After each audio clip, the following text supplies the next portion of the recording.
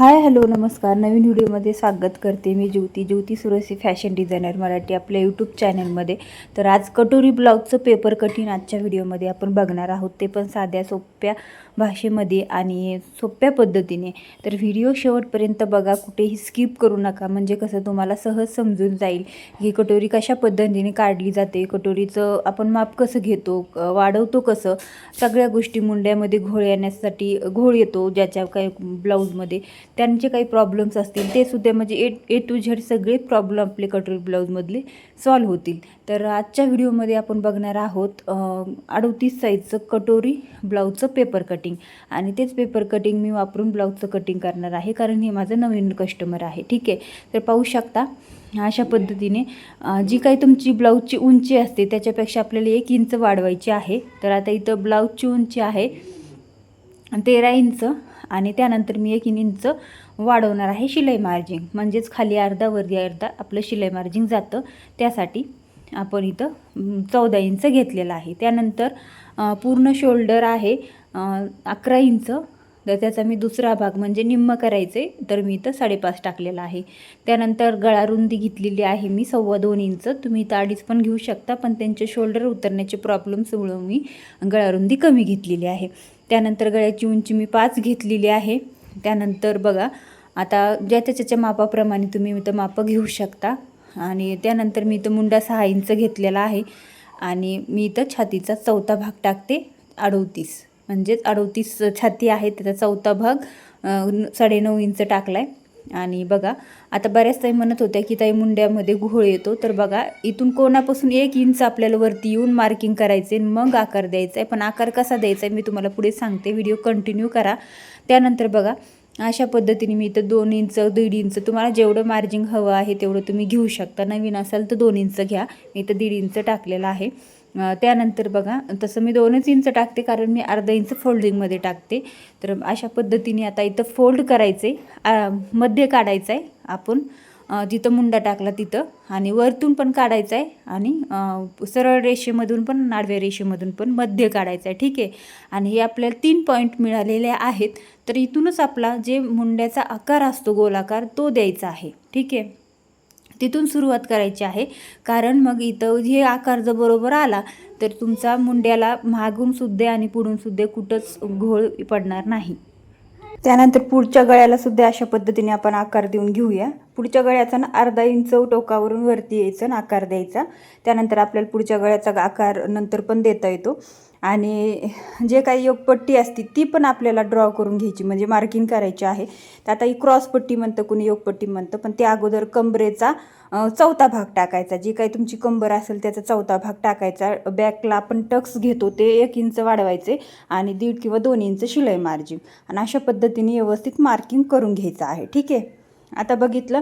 आता आपण योगपट्टी कितीची काढणार आहोत, तर दोन्ही साईडला 2.5 इंचावरती मार्किंग करून घ्यायचं आहे, पुढच्या साईडला सुद्धा आणि फिटिंगच्या साईडला सुद्धा. आणि ते मार्किंग पूर्ण आपल्याला व्यवस्थित एक लेवलमध्ये अशा पद्धतीने मार्क करून घ्यायचे. आता अर्धा इंच वरती थोडंसं घ्यायचे, आणि अशा पद्धतीने योगपट्टीला टोक द्यायचे, म्हणजे कसं कटोरी व्यवस्थित शेपमध्ये बसते. आता बघा, कटोरी काढायची आहे. कटोरी नेहमी कशा पद्धतीने काढायची ते तर आपण बघतोच, पण आता कटोरी 5 इंचची घेतली मी. मध्ये तिथं मी पुढच्या मुंड्यापासून आतमध्ये 2.5 इंच घेतले. त्यानंतर इथं मग गळ्याच्या उंचीला 1.25 इंच घेतले. बघा अशा पद्धतीने. आता ही तिन्ही पण पॉईंट आपल्याला जुळून घ्यायचे आहेत. आता कटोरी 5 किंवा 4.5 अशा पद्धतीने मापानुसार कमी जास्त होते. मी तुम्हाला त्याचा पण चार्ट लवकरच देईन. आणि अशा पद्धतीने हे पॉईंट आपल्याला जुळवून घ्यायचे छान. बघा, आणि आकार द्यायचा आहे. असा गोल आकार आला ना की कटोरीचा शेपसुद्धा अगदी छान येतो, आणि कटोरी फिटिंगलासुद्धा खूपच मस्त अशी बसते. पाहू शकता. आता काय करायचं आहे आपल्याला, हे कटिंग करून घ्यायचं आहे. आता तुम्ही म्हणता तर 5 इंच कटोरी तुम्ही कशी टाकली, तर ज्यावेळेस आपलं जुनं ब्लाऊज असतं कटोरीचं त्याच्यावरती व्यवस्थित कटोरी मोजून घ्यायची. फक्त आपण जे तयार केलेली असते ती मोजायची, आणि त्यानंतर आपल्याला वाढवायची असते कटोरी. ते पण पुढे सांगते, व्हिडिओ शेवटपर्यंत नक्कीच बघा. त्यानंतर हे 2 पेपर आहेत ना, त्याचे वेगवेगळे पेपर बनवून घ्यायचे, म्हणजे कट करून घेऊया. बॅकचा फ्रंट आणि दोन्ही पण वेगवेगळा करून घेऊया. आता आपण हे फ्रंट साईडला ठेवू थोड्या वेळ, आणि बॅकचा आपण गळा मार्किंग करून घेऊ. बॅकच्या गळ्याला सुद्धा जसं 2.25 इंचच रुंदी घेणार आहे. उंची तुमच्या ज्या कस्टमरच्या गळ्याची जेवढी असती तेवढी तुम्ही इथं घेऊ शकता. तर इथं मी तसंच टाकलेलं आहे. त्यांना 7.5 इंचाचा गळा पाहिजे, शिलाई मार्जिन धरून 7.5 इंच घेतलेला आहे, कारण 7 इंच गळा तयार पाहिजे. त्यानंतर बॅकचा टक्स आपण 4.5 इंच रुंदी आणि 4.5 इंच उंचीवरती घेत असतो. तर सेम तशाच पद्धतीने आपण इथं मार्किंग करून ठेवायचं, जेणेकरून आपल्या लक्षात येतं. अशा पद्धतीने सवय जर ठेवली तर प्रत्येक वेळी कोणतीच गोष्ट चुकत नाही, व्यवस्थित लक्षात राहते. तर त्यानंतर आपण हे बॅक तर आपला तयार झालेला आहे. फ्रंट कट करून घेऊया. त्या अगोदर योगपट्टी कट करून घेतली, त्यानंतर कटोरी कट करून घेतली आणि पुढचा गळा पण कट करून घेऊया. आणि त्यानंतर मुंड्याचा आकार पण सेप आपण कट करून घेऊया. बघा आता काय करायचं आहे, आपल्याला कटोरी आणि योगपट्टी वाढवायची आहे. साईड पॅटर्न आपल्याला तयार झालेला आहे. साईड पॅटर्नला कुठेच वाढवायचं किंवा कमी करायचं नाही आहे, तसंच मार्किंग करायचं आहे. आता कटोरी आणि योगपट्टी कशी वाढवायची ती आपण बघणार आहोत. तर बघा, आता आपण सर्वात अगोदर एक पेपर घ्यायचा आहे. तर पाहू शकता तुम्ही, हे अशा पद्धतीचा मी एक सिंगल पेपर घेतलेला आहे आणि तो आपल्याला इथं 1/2 इंच खाली फोल्ड आपल्याला ठेवायचा आहे. म्हणजे फोल्ड नाही, पण 1/2 इंच ठेवायचं आहे उंचीला जास्त. आणि आपल्याला योगपट्टीचं मार्किंग करून घ्यायचं आहे. तर बघा, अशा पद्धतीने एवढं 1/2 इंच आपल्याला वाढवायचं आहे. अशा पद्धतीने आपण खाली 1/2 इंच वाढवून घ्यायचं. आता तुम्हाला मी मार्किंग करून दाखवते, म्हणजे लक्षात येईल. खाली गरज नाही आहे मार्किंग करायची, पण तरीसुद्धा आता बघा, आता हे साईडनी जसं आहे तसंच घ्यायचं आहे आणि वरूनसुद्धा जशी मार्किंग आहे तशीच पद्धतीने ड्रॉ करून घ्यायची आहे. आणि योगपट्टी आपल्याला 1/2 इंच वाढवायची, कारण आपण 1/2 इंच खाली फोल्ड करतो आणि 1/2 ते 1/2 इंच वरती जॉईन करण्यात जाते. तर तसंही आपण 1 इंच शिलाई मार्जिन वाढवलेलं असतं ज्यावेळेस आपण पहिल्यांदा टाकतो त्यावेळेस. त्याच्यामुळे फक्त योगपट्टी आपल्याला 1/2 इंचच वाढवायची असते. आता बघा, आपण कटोरी वाढवूया. कटोरीमध्ये मेन पॉईंट असा असतो की साईजनुसार तुम्ही कटोरी कमी जास्त करू शकता. तर आता जशी आहे कटोरी तशीच आपण मार्किंग करून घेणार आहोत. त्याच्या अगोदर आपल्याला वरून खालून आणि दोन्ही पण साईडने भरपूर असा पेपर पाहिजे, म्हणजे तुमच्या लक्षात येईल की कटोरी किती वाढवली जाते. मध्ये घ्यायचं आहे, कमीत कमी 2-2 इंच तरी प्रत्येकी साईडला पेपर पाहिजे. एवढा मोठा नाही घेतला तरी पण. त्याच्यामुळे न्यूजपेपरवरती शक्यतो जास्तीत जास्त कटिंग करत जा, म्हणजे तुमच्या लक्षात पण येईल आणि तुमची प्रॅक्टिस पण होईल. आणि न्यूजपेपर कसं सगळ्यांच्या इथेच अवेलेबल असतो. तर बघा, अशा पद्धतीने आपण मार्किंग करून घेतलेली आहे. आता इथं बघा, आपल्याला दोन्ही पण साईडने इथं 1.5 इंच वाढवायचं आहे. पाहू शकता, 38 साईज आहे तरीसुद्धा मी इथं 1.5 इंच वाढवणार आहे. अशा पद्धतीने इकडून 1.5 इंच आणि इकडून 1.5 इंच वाढवायचे आहे. आता इथं आपल्याला काय करायचं आहे, 1/2 इंच मार्किंग करायचं आहे. ठीक आहे, वरती पण. आणि दोन्ही साईडने 1.5 इंच, गळ्याच्या साईडने 1/2 इंच, आणि हे आपल्याला जुळून घ्यायचं आहे, म्हणजे मार्किंग करायचं आहे. आता बघा, आपल्याला इथं गोल आकार द्यायचा आहे, पण ह्याच्या अगोदर आपल्याला इथं वरती फक्त 1/2 इंच वाढवायचे. 1/2 इंच किती तर ते तुम्हाला सांगते. आता 1/2 इंच आणि 1/4 इंचमध्ये फरक असतो. 1/2 इंच म्हणजे अर्ध्यातला 1/2 इंच आणि 1/4 इंच म्हणजे अर्धा आणि परत अर्धा असा असतो. त्याच्यामुळं प्रत्येक ताईंना समजून येत नाही, असं होतं. कधी कधी कन्फ्युजन होतं एखाद्या ताईंना. त्याच्यासाठी सांगते. इथं फक्त अर्ध्यातला 1/2 इंच वाढवला, आकार दिला आणि इथं मध्य काढायचं आपल्याला. सगळं मोजून घ्यायचं, डबल फोल्ड करायचा टेप आणि त्यानंतर मार्किंग करून घ्यायचे.